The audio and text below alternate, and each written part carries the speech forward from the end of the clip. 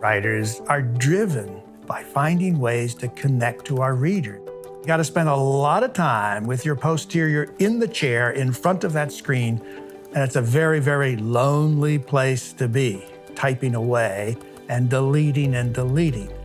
Writing brings discipline, hard work, intensity, frustration. However, there are few things that feel better than looking at something you've written, not the next day, but maybe the next month or year, and say, dang, that was pretty good. Most people call me Jim, and I'm happy with being Jim Madison. I've been doing this for half a century, that is, writing history and teaching history. I'd like people who read my books to understand the past is closely connected to the present in all kinds of intimate ways. In many ways, I was first and foremost a teacher. I taught for 4 decades at IU and at other universities overseas. And I've taught hundreds, thousands of students, actually. Some of them look very old now. I don't understand how that happened. But I enjoyed teaching.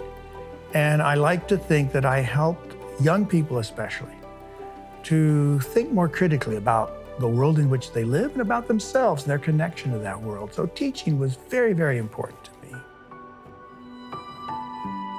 I think I was fortunate as a young person to have mentors, to have really good teachers. I had people who were taking me under their wing and helping me learn the terrain. And I think that kind of mentoring is so terribly important. Well, John Hope Franklin came to my college in about 1965.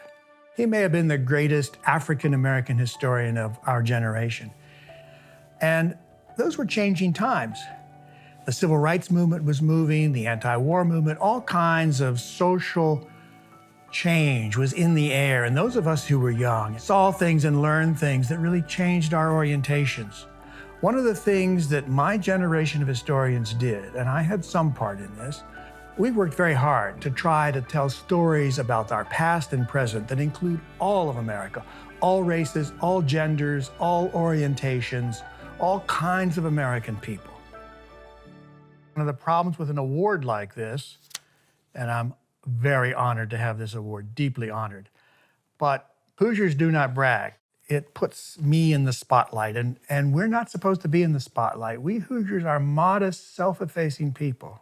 I think when you're writing a book, you'll think sometimes it's just you, but of course it's not just you, the writer.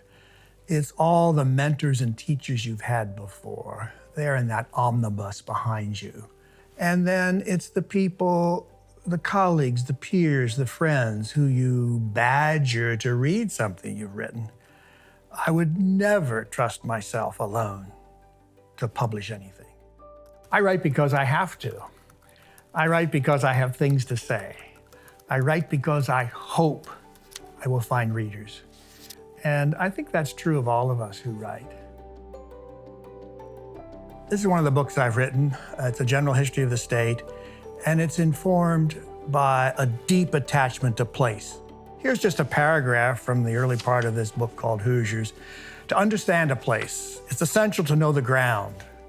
I've walked around Monument Circle in Indianapolis, through the State House, wandered the courthouse squares in most of the 92 counties, hiked the state park trails, canoed the streams, visited Gary, South Bend, Vevey, Vincennes.